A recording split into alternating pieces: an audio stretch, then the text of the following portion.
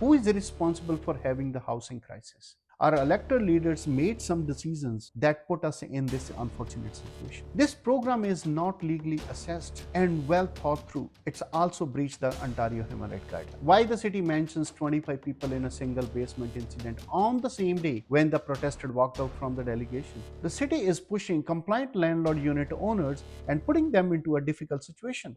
Eviction of the tenant is not a viable option. The city's lack of authority of the eviction of the tenant or issuing a ticket to the landlord in such cases, even when the landlord is not at fault, is not a fair policy.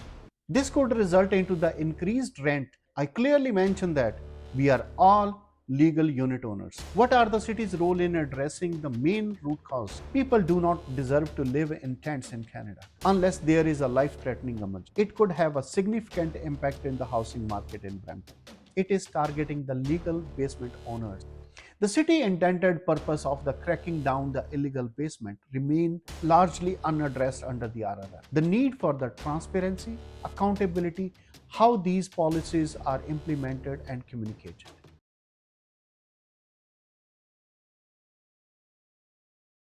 It is not always true whatever the laws are imposed on the citizens are beneficial for them. In today's world, we often see examples where the well-intentioned initiatives may have the unintended consequences. Take, for example, Brampton rental licensing program. The debate is heating up as concerns are raised about the impact on landlord and tenants. The city started spreading fake news and incomplete stats.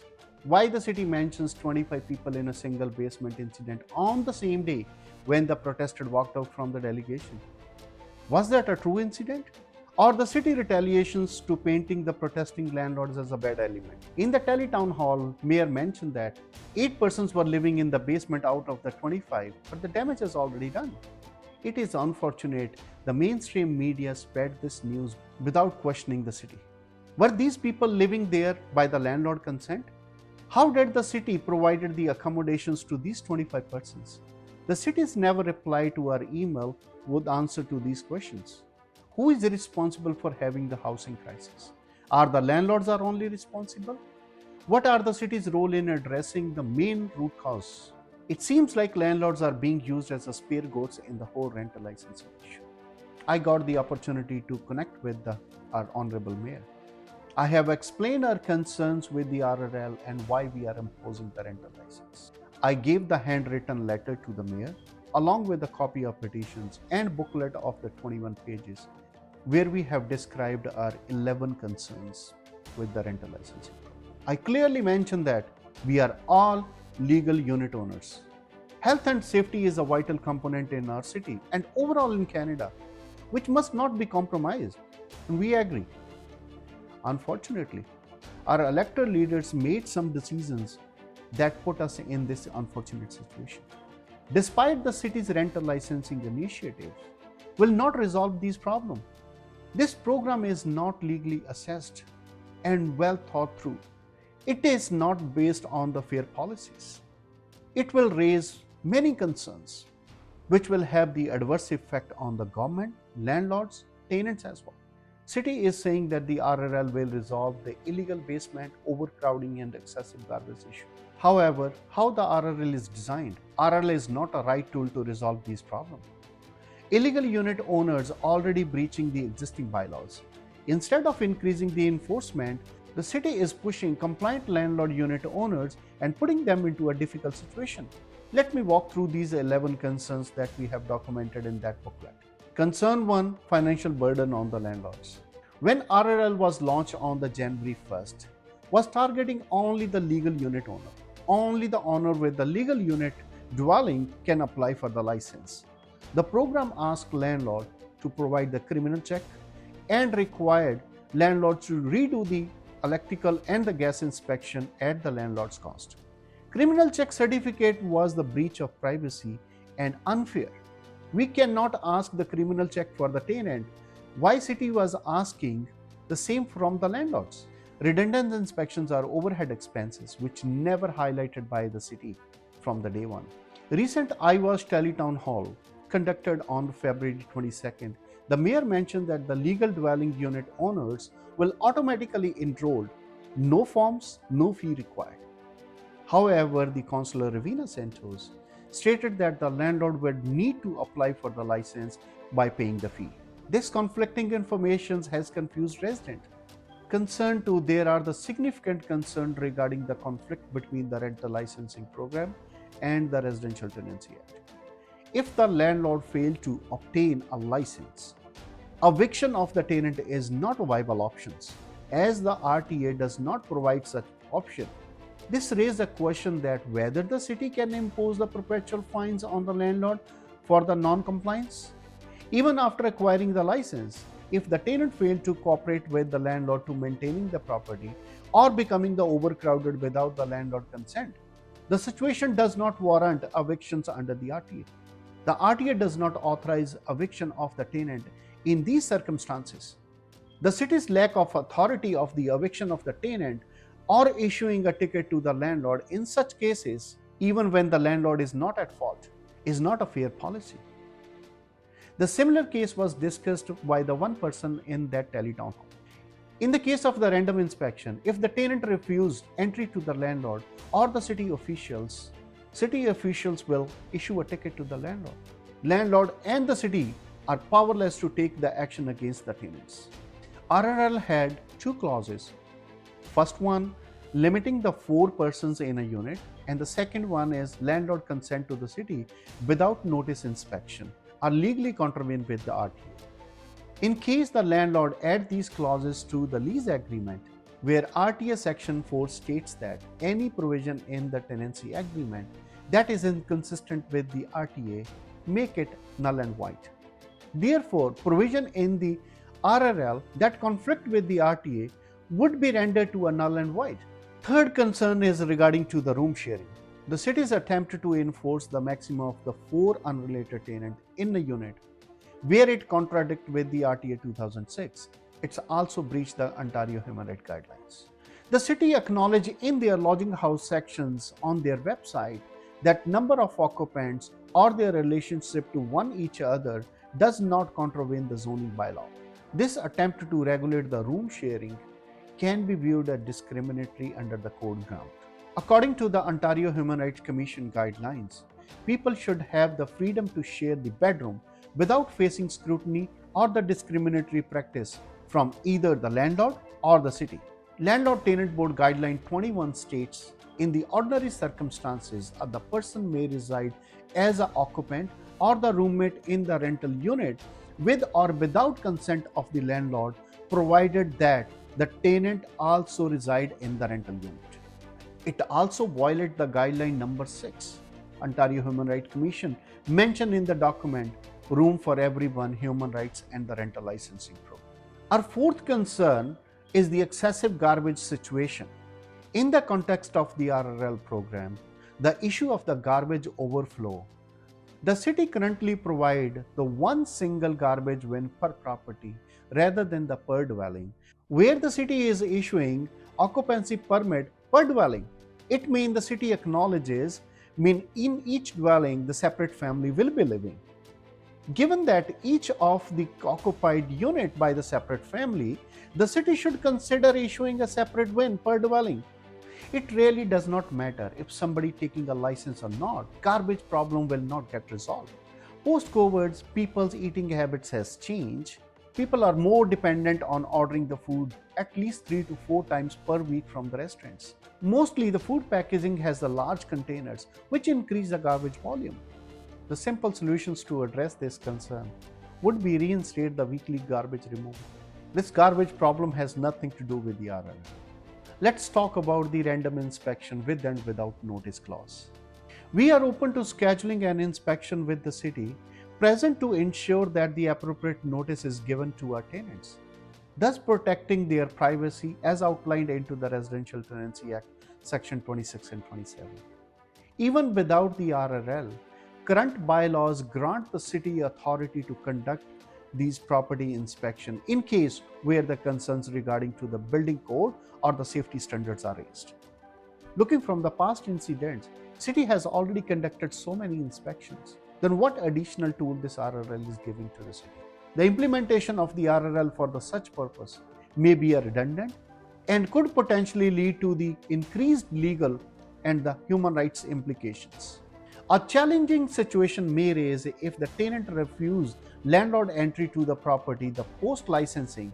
In such cases, city can only issue a ticket to the landlords.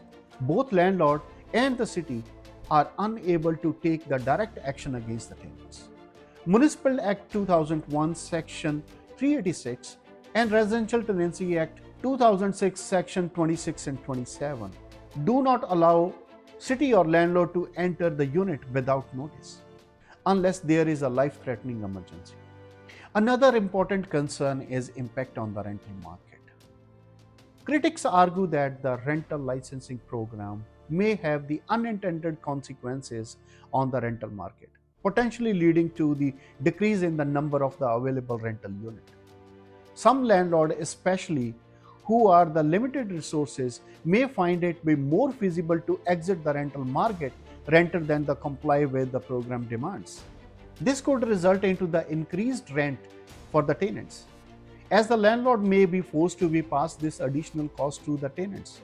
Furthermore, the tenant may be required to rent the full apartment instead of the individual room, which will require the higher wages to afford such accommodation. Additionally, the implementation of the RRL may result the closure of the multiple businesses where the worker will be find the alternative city for their work. Therefore, the critics argue that the real situation of the housing affordability issue is to build the more home and make it more affordable rather than implementing the rental licensing. In the certain circumstances, the landlord can apply for increase of the rent above the guidelines to cover the expenses that are not taken into the account of calculating the guideline.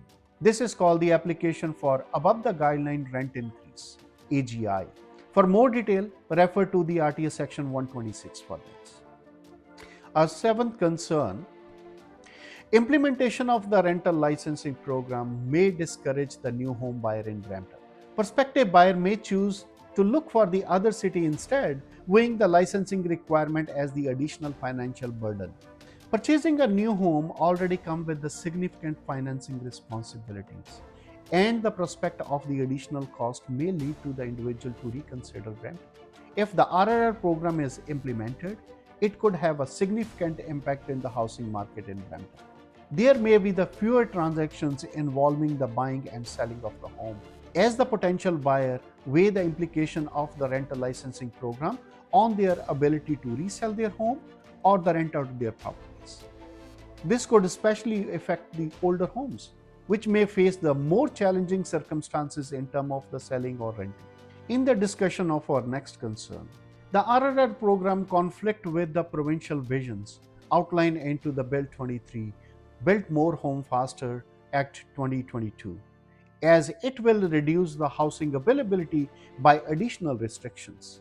Additionally, RRR will lead to the unlawful evictions, where under the Bill 27 Helping Homeowner Protecting Tenants Act 2023 amendment for the Residential Tenancies Act would result in double the fine tethered to the unlawful evictions, which will put the landlord into the very difficult situation.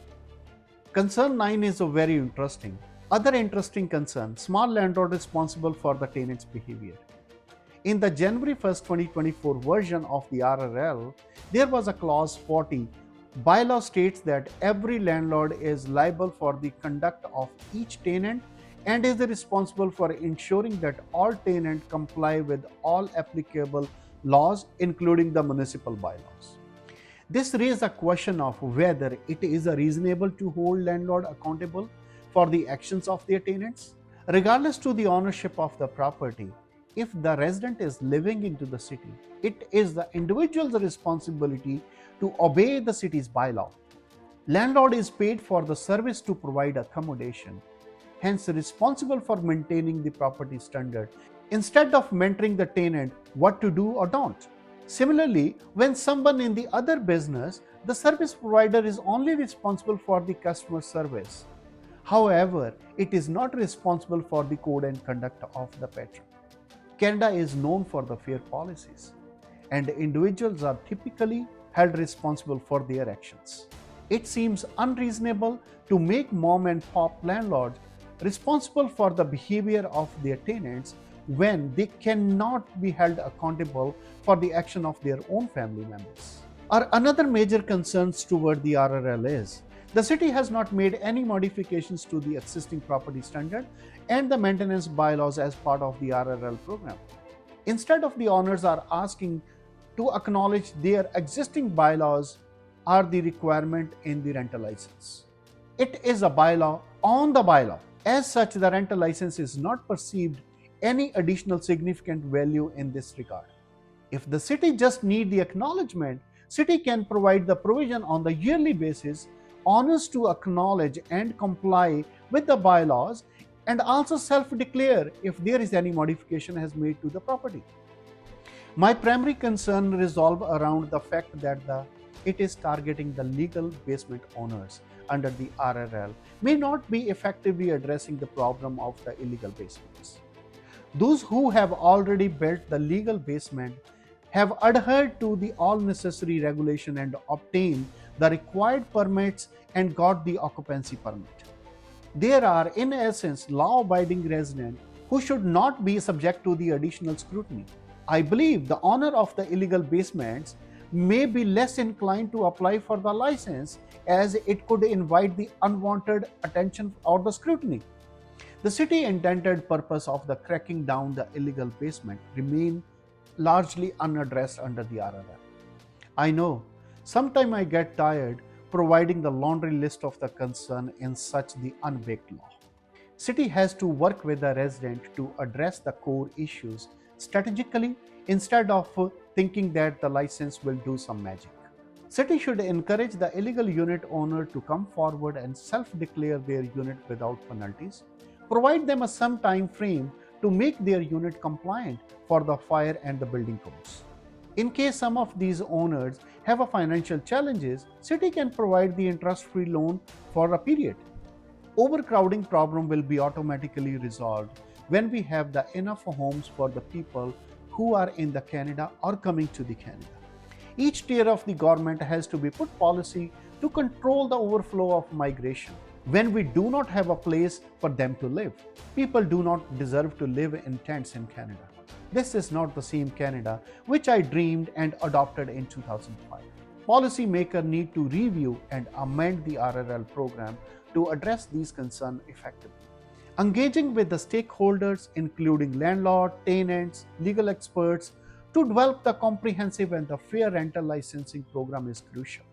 This program should ensure the program protects the tenant's right while also supporting the landlord to providing a safe and affordable housing. In the light of these concerns, we urge the city of Brampton to reconsider the implementation of the RRL program and work toward the solutions that benefit all the stakeholders involved. Together, we can push for the situation that genuinely deserve the best interest of our community. As the debate rages on, one thing is clear: the need for the transparency, accountability, how these policies are implemented and communicated. Remember, change begins with conversation. Thanks for watching. Do not forget to like, share, and subscribe.